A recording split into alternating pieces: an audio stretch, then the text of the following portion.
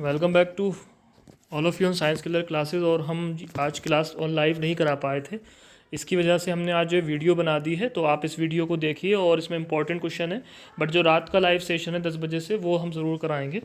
तो कुछ सबसे पहले हम इसमें जो है बात करेंगे इंपॉर्टेंट क्वेश्चन की। जो इंपॉर्टेंट क्वेश्चन है कल के पेपर के नहीं, जूलॉजी के नहीं, बीएससी के नहीं, वो उसकी हम पहले बात कर लेते हैं। देखिए सबसे पहला जो इंपॉर्टेंट क्वेश्चन है, एक है प्लाज्मा झिल्ली से विभिन्न अणुओं के विनिमय पर संक्षिप्त टिप्पणी लिखिए।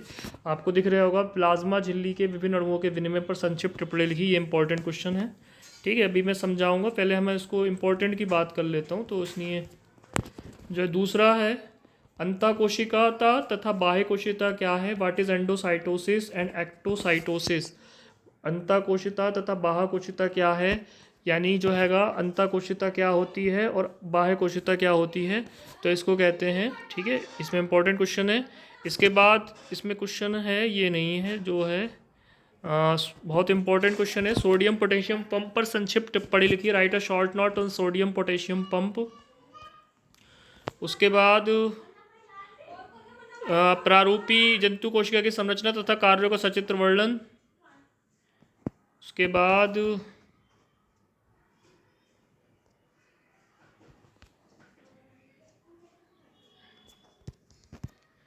कोशिका के जो रासायनिक भाग हैं, जो कोशिका के घटक हैं, उन पे एक प्रश्न होगा। आईएफ प्रोटीन पर संक्षिप्त टिप्पणी लिखिए। राइट अ शॉर्ट नोट और आईएफ। इसमें इंपॉर्टेंट क्वेश्चन है, माइटोकॉन्ड्रिया तथा प्रोकैरियोटिक कोशिका में समानता बताइए। ये बहुत इंपॉर्टेंट है। सिट्री कमल का रेखांकित चित्र बनाइए या फिर क्रेब्स चक्र का नामांकित चित्र बनाइए। बहुत इंपॉर्टेंट क्वेश्चन है ये। इसका मैं अभी बताऊंगा कि इसको हम कैसे कर सकते हैं। माइटोकॉन्ड्रिया को कार्य, माइटोकॉन्ड्रिया को कोशिका का ऊर्जा गृह या विद्युत घेरा कहने का कारण, ये मैंने प्रश्न लाइव वाले में कराया था अभी। कोशिका कंकाल पंजर किसे कहते हैं, इसके घटकों का वर्णन कीजिए। ये भी मैंने अभी इंपॉर्टेंट वाले क्वेश्चनों में कराया था आपको।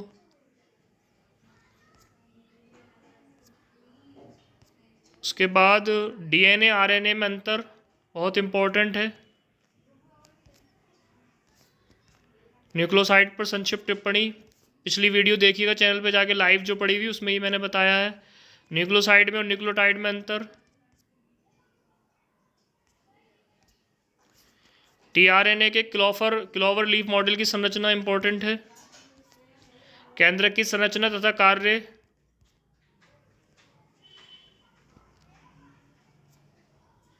केंद्रक के कार्य, ठीक है। ये इस यूनिट के इंपॉर्टेंट क्वेश्चन हैं और आज हम इन्हीं पे बात भी करेंगे। बाकी क्वेश्चन जो हम लाइव क्लास में कराएंगे 10 बजे से। आपको पता ही है लाइव क्लास जो है 10 बजे से है, 10 से 11 बजे तक।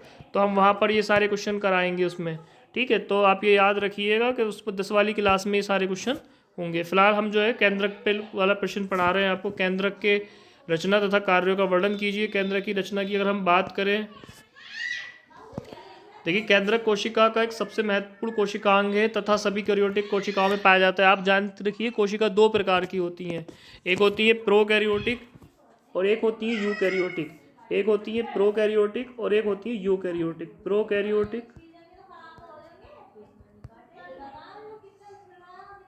और एक होती है यूकैरियोटिक, ठीक है। यूकैरियोटिक और प्रोकैरियोटिक में फ़र्क ये है कि इसमें डबल बाउंडेड मेम्ब्रेन ऑर्गन नहीं मिलते हैं प्रोकैरियोटिक में, और यूकैरियोटिक में मिलते हैं, ठीक है। उसके आगे है, कोशिका की सभी क्रियाएं केंद्रक द्वारा संचालित होती हैं। इसे रॉबर्ट ब्राउन ने 1831 में खोजा था और आरबीसी के अंदर खोजा था। कहाँ खोजा था? आरबीसी के अंदर खोजा था। और इसमें जो है एक कोशिका में एक ही केंद्रक होता है। कितने केंद्रक होते हैं एक कोशिका में?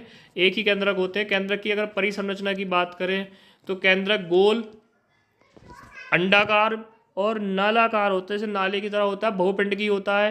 इलेक्ट्रॉन सूक्ष्मदर्शी द्वारा देखने पर अंतरावस्था केंद्रक में निम्न चार घटक दिखाई देते हैं। अगर आप इसको जो है सूक्ष्मदर्शी से देखेंगे तो इसमें जो है निम्नलिखित चार घटक जो है दिखाई देंगे, ठीक है। उसके बाद देखिए नीचे है केंद्रक कला। ये एक दोहरी इकाई झिल्ली द्वारा 60 से 70 एंगस्ट्रॉम मोटी परिसीमन कला होती है। कला का मतलब होता है लेयर होती है। केंद्रक कला में 1000 से 10,000 छेद होते हैं जिनका व्यास 300 से 1000 एंगस्ट्रॉम होता है। प्रत्येक छिद्र एक बेलनाकार एन्यूल्स द्वारा घिरा रहता है, उसकी चारों तरफ लगी रहती है। एन्यूल्स 8 उप इकाइयों का बना होता है जिसे माइक्रो सिलेंडर कहते हैं। ठीक है। केंद्रक कला के बाह्य तल पर राइबोसोम या प्लेट कण या आंतरिक तल पर तंतु जालिका से बना न्यूक्लियर लेमिना पाया जाता है।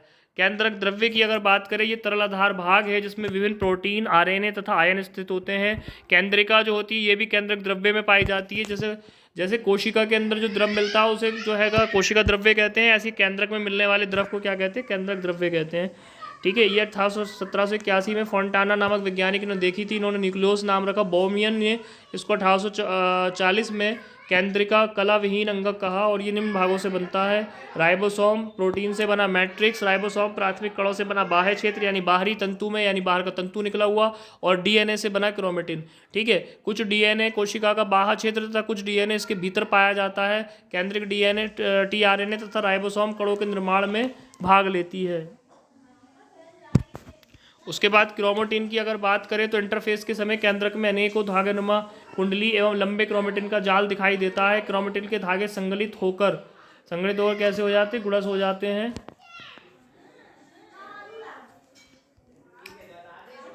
और गुणसूत्र अवस्था केवल कोशिका विभाजन के समय दिखाई देती है। क्रोमेटिन के धागे संघनन की 2 अवस्थाओं को दर्शाते हैं। संघनन की इस टाइम पे क्या सीधी 2 अवस्थाएं होती हैं।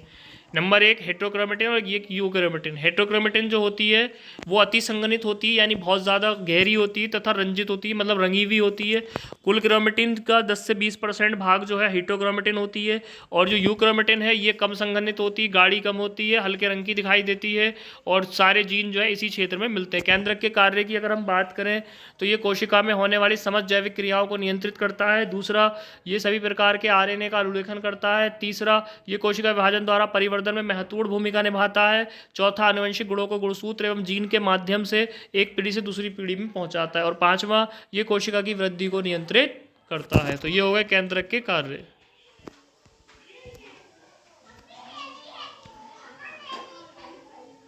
इसके बाद देखिए न्यूक्लियोसाइड तथा न्यूक्लियोटाइड में अंतर स्पष्ट कीजिए। बहुत आसान बात है, इसमें कुछ नहीं होता। न्यूक्लियोसाइड जब तक कहलाते हैं जब प्रोटीन के अंदर जो है शुगर जुड़ जाती है, और जब उसके अंदर भी फॉस्फेट ग्रुप जुड़ जाता है तो फिर उसे न्यूक्लियोटाइड कहने लगते हैं। जब डीऑक्सीराइबोज या राइबोज शर्करा नाइट्रोजन बेस के साथ जुड़ जाती है तब इसे न्यूक्लियोसाइड कहते हैं। शर्करा की प्रथम C पोजीशन का बंध पायरिमिडीन के 3N पोजीशन तथा प्यूरिन की 9N पोजीशन के मध्य बनता है। डीएनए तथा आरएनए के न्यूक्लियोसाइड निम्न हैं। नंबर 1 जो है निम्न न्यूक्लियोसाइड है deoxycytidine, deoxythymidine, deoxyadenosine, deoxyguanosine. Cytidine, uridine, adenosine और गुआनिसिन। जब न्यूक्लियोटाइड फॉस्फेरिक एसिड के साथ बंध बना लेता है तब इसे न्यूक्लियोटाइड कहते हैं। प्रारंभिक बंध जो होता है शर्करा की 5C पोजीशन तथा श्रृंखला में 3C पोजीशन पर बनता है। अतः न्यूक्लियोटाइड का नामकरण sp3OH न्यूक्लियोटाइड या 3sps न्यूक्लियोटाइड के रूप में करते हैं। डीएनए तथा आरएनए के न्यूक्लियोटाइड जो होते हैं निम्नलिखित होते हैं।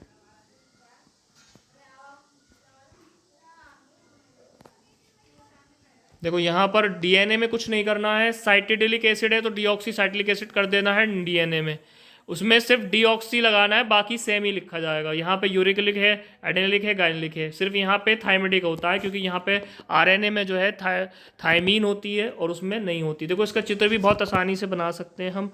आप इसको बेंजीन बनाइए। बेंजीन बनाने के बाद में जो है आप उससे 5 का 7 ग्रुप जोड़ दीजिए साइड में करके।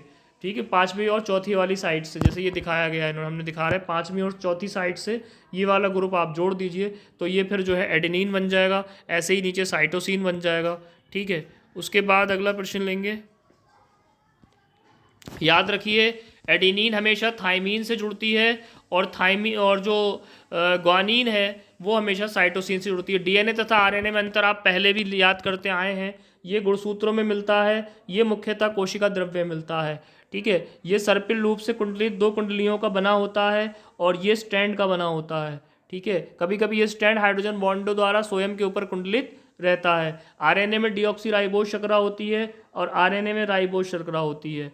डीएनए में एडेनिन तथा ग्वानिन तथा साइटोसिन तथा थाइमिन, जैसे मैंने अभी बताया आपको, नामक नाइट्रोजन क्षार होते हैं। तो आरएनए में थाइमिन के स्थान पर यूरेसिल होता है, बाकी सब वही होते हैं। आप ऐसे याद कर लीजिए, मैं इसको लिख के दे रहा हूँ। देखिए एडेनिन, ग्वामिनिन, थाइमिन, साइटोसिन, ये सारे के सारे होते हैं डीएनए में। कहाँ मिलेंगे ये? डीएनए में। यूरेसिल, एडेनिन, ग्वानिन और साइटोसिन ये मिलेंगे आरएनए। ठीक है, नोट कर लीजिए इसको। डीएनए में प्रोमिडीन प्यूरिन समान मात्रा में होते हैं। अब प्यूरिन और प्रोमिडीन क्या है? देखिए जो एजी है, एजी, ये है आपका प्यूरिन, ये है प्रोमिडीन। प्यूरिन है ये, और ये क्या है? ये प्रोमिडीन है। ठीक है, सी और टी, साइटोसिन और थाइमिन। स्क्रीनशॉट ले लें अगर लेना चाहें तो इसका।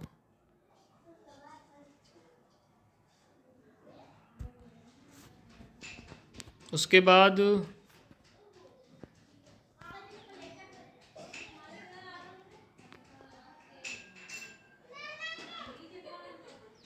माइटोकॉन्ड्रिया के कार्य विकास हमने लाइव वाली वीडियो में ही बताया था आपको।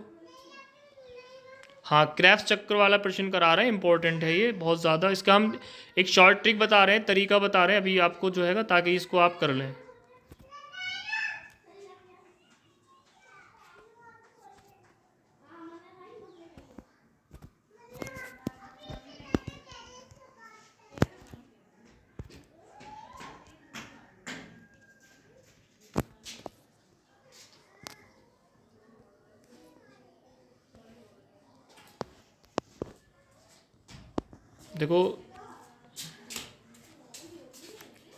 देखिए क्रैब साइकिल मिल गई होगी आपको सबको। इसका एक एक्रोनिम है क्रैब साइकिल का। क्रैब साइकिल का एक एक्रोनिम है, और एक्रोनिम क्या है? एक्रोनिम ये है इसका कि अवर सिटी, देखिए यहाँ पे, इस पे देखिए, our city is kept safe and secure from mobsters. ये सेंटेंस का मतलब हो गया हमारे शहर को रखा जाता है साफ, ठीक है, यानी सुरक्षित, और बचा के रखा जाता है। किससे बचा के रखा जाता है? मॉबस्टर से। मॉबस्टर्स का मतलब होता है भीड़ को पैदा करने वाले लोग, या ऐसे लोग जो उन पर हमला करते हैं। ठीक है, उसके बाद जो है इसको ट्रिक है, देखिए ये आप लिख लीजिए इसको, यहाँ से ओ ले लीजिए, सी, यहाँ से आई, यहाँ से के, यहाँ से एस, यहाँ से फिर एस, यहाँ से एफ, फिर यहाँ से एम। तो ओ का मतलब है ऑक्सीलेट। देखिए सबसे पहले बनेगा ऑक्सीलेट, ऑक्जेलो एसिटेट, ओ ए। स्क्रीन पर देखिए ध्यान से, ठीक है, सुनिए मुझे। साइट्रेट, यानी सी से सिटी का साइट्रेट आ जाएगा दूसरे नंबर पे। फिर उसके बाद तीसरा दिखाई दे रहा होगा आपको आइसोसाइट्रेट, ठीक है, आइसोसाइट्रेट आपको दिखाई दे रहा होगा। उसके बाद नीचे आ जाएंगे तो आपको यहाँ दिखाई देगा अल्फ़ा कीटोग्नोकुलेट, ठीक है, मैं इसको स्क्रीन को हटा रहा हूँ ताकि आपको दिख जाए ये सही से। ये दे रखा है अल्फ़ा कीटोनोग्लूकेट, ठीक है। उसके बाद आ जाएंगे तो एस से सेफ से आएगा सक्सीनल, COA लिखा है। इसके बाद फिर एस से सक्सीनेट, फिर उसके बाद एफ से फर्म्यूरेट, और उसके बाद फिर मेलेट। इस तरीके से ये पूरा क्रम हो जाता है, ठीक है, इस तरीके से।